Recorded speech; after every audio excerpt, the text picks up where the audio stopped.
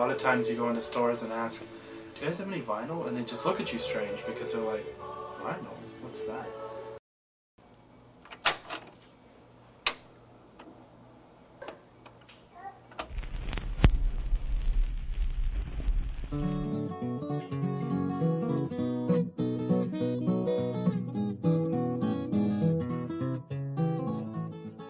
The company that I was working for was going out of business, and I was feeling lots of pressure because I wasn't sure where I was going to go after that, and I needed like an outlet to relieve my stress. And so the outlet was, you know, running around trying to buy records.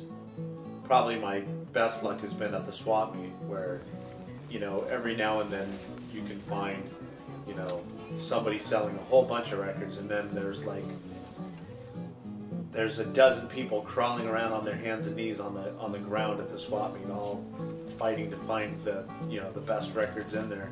And I've jumped in one box and somebody else has jumped in another, and it's like you're watching your box and you're trying to watch their box too to see what they're getting, and it's like you're seeing them pull out like Elvis, and you're going, oh man, I'm getting the bad stuff and they're getting the good stuff. I think it's better to do the back rows first,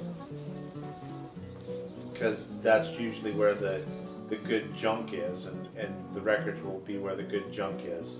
Regular vendors that are there every week will be near the bathrooms and near the food outlets, because a lot of people hang out there. So those aren't the best places for, you know, to find the best stuff. The best stuff is like in the corners where nobody else, you know, people are only showing up there periodically to sell. If you look at every record, you'll never get out of there. You'll be there all day. The records from the 50s and the 60s, it gets hard to find those records in good shape. You know, people played those records and, you know, didn't always take great care of them. It's getting harder and harder to find records too. You go out early in the morning and ask at a sale, do you have any records? And they say, oh, you're the third person who's asked me that. And you look at your clock and go, whoa, it's only 7 o'clock and there's already 3 people ahead of me.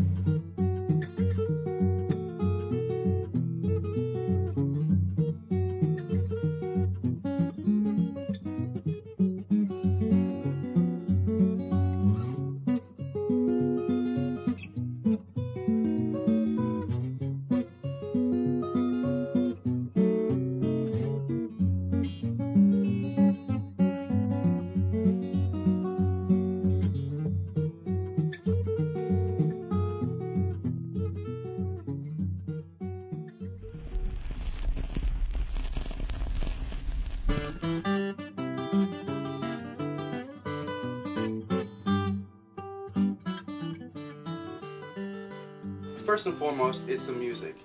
I love the music, and with vinyl, it's something that's, in a way, it's fragile, and it's like a piece of art. In older albums, they hired artists to do their albums. Beatles had Klaus Voormann do the Revolver album, you know, and it meant something. It meant a lot. There was something happening in the 60s. There was a spiritual change, you know, and people were feeling it, and it was love, and they knew it, and everybody knew it. You know, that's why, you know, I think there's so many extended guitar solos, you know. It's because they're peaking, or they're trying to peak. They're trying to take themselves and you somewhere, you know, somewhere beautiful. With a piece of vinyl, it demands attention. You put the vinyl on the phonograph, and it plays through, and you're, you know, listening to it, you know, and maybe even looking at the album, you know, and you're not just using it as a soundtrack to your daily life. What drew me to the older style music is that everything's been done. Everything is a rehash of a rehash of a rehash. An old style recording on a record or something, you know, you kind of get the feeling that it's flying by the seat of its pants, you know. It's not overly produced, but it's exactly how it was supposed to be. You can hear the feet stomping on the wood floor, the strings rattle. You could just, I mean, it's not perfect. It's just got a much purer sound. Even if it sounds muddy, you know. I mean, that's another thing about vinyl, you know. It has the clicks and the whistles and the, you know, the crackling, you know. It sounds like a warm fireplace. At a point in my life, you know, that's all I would listen to was the Beatles, you know, and they would speak to me. And listening to those songs again, I'm instantly teleported back to different times and different places and different feelings. It's a doorway back into the past.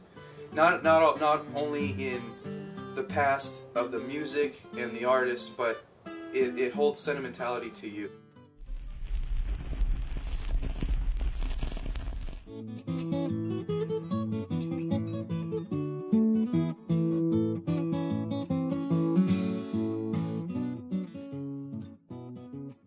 Why wouldn't you collect records? Records sound better, play better. They are better. When I was born, my parents listened to records. They didn't really have any CDs or tapes because my dad was really cheap at the time, you know, kind of like me. I mean, I'm normally paying the 15 to 20 cent range for records for essentially music that's better than you can find on CD. And CDs, I don't think you can find a lot for less than a quarter. And that's one thing that bothers me about eBay is they won't sell records for 10 cents because they have to pay like 7 cents in fees or something on 10 cents. So I don't think eBay is really a viable means for collecting records. I'll Walk with God, the Norman Nelson, signed by Norman Nelson in 1933. It's probably worth at least $1. I didn't even pay anything for this album. People just throw things like that out. I think it's best to sing to your music, and a lot of times with CDs, they sound so clean and sound so, I don't know, CDs are distancing. They don't want you to be part of them, so you don't want to sing with them. But with a record, you feel like you're there. Where seldom is heard a discouraging word, and the skies are cloud beyond. There's a great hospice shop that has beautiful records that are amazing. And that's mostly because people die and leave their records to the hospice shop. Let's try some. Too bad I already have 2 of these. I find that dead people have a lot better records than living people.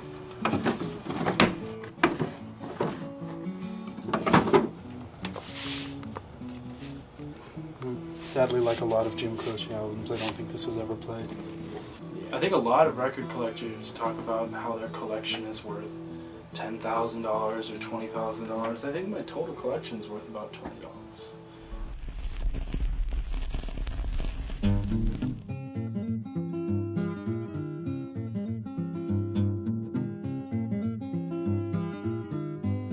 Why do I buy records? Not for any good reason. What's a good reason? I don't know. They look better. That's dumb. But it's really cool. Instead of, you know, now MP3s, there's nothing. People say they sound better. They sound different. I think if you listen to it, it sounds good. I mean, I like listening to CDs also. And I like the idea of albums. I think that kind of format may be losing popularity. I mean, as depressing as popular music can be, there's a whole lot of great music, and I haven't even heard the majority of it. Like, I buy a lot of new stuff, because I'm glad they still make it. Especially stuff that has cool artwork, because it's bigger. Part of it's wanting to contribute to that, so they'll continue to press vinyl. Because I know most major labels don't. If you put a record on, you kind of have to listen to it all the way through. You don't have to, but it's easier to not switch around. So if I'm home, it's like more of a commitment, I guess. It's silly, that's kind of silly, but put on a record and you're more likely to listen to it all the way through. Kind of like having something. There's not that many things I like to buy, and music's not really a thing, but it ends up being one. This is the Saddle Creek Bright Eyes Deluxe box set. $35 for seven LPs. Come on. It came with this poster, which is really lame. You know, it's available. It's an album I really like. Why not? And then I bought some, like the Modern Lovers and the Husker Du. It's just like, not 80s nostalgia, because we didn't grow up. People say we grew up in the 80s and they think it's the 80s again. This is not stuff that we did when we were kids. I didn't listen to Husker Du. Nobody I knew did. I guess it really is just like buying into that image that's sold back to us. I feel like I should buy the records.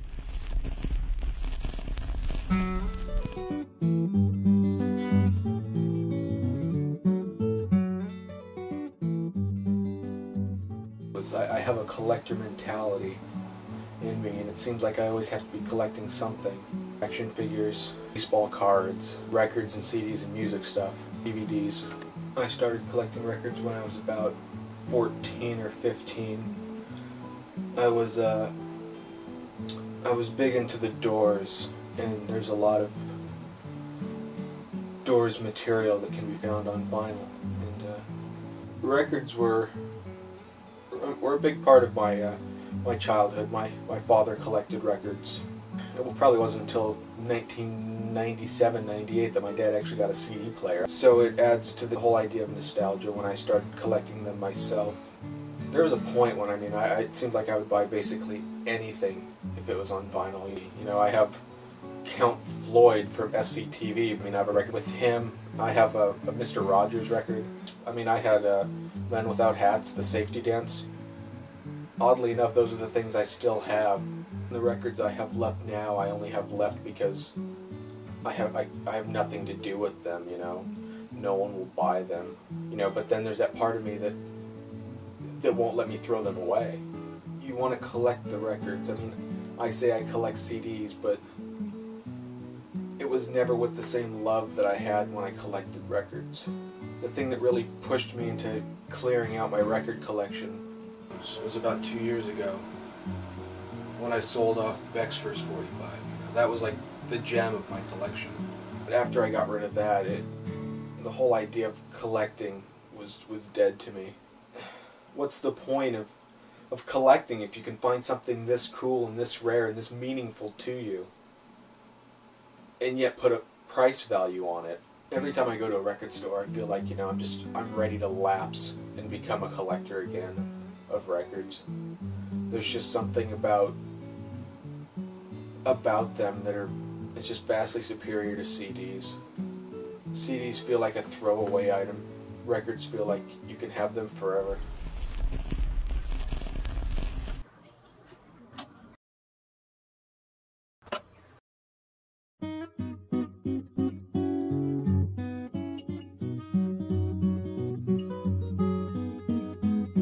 You don't respect a CD, you know? You don't respect your tapes. They're under your car seat, you know?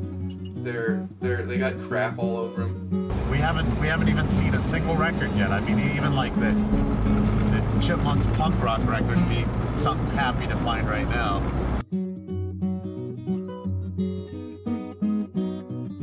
They don't make me sing. We're all bold as love. I don't know. Don't you dare put that in there. I'll kill you.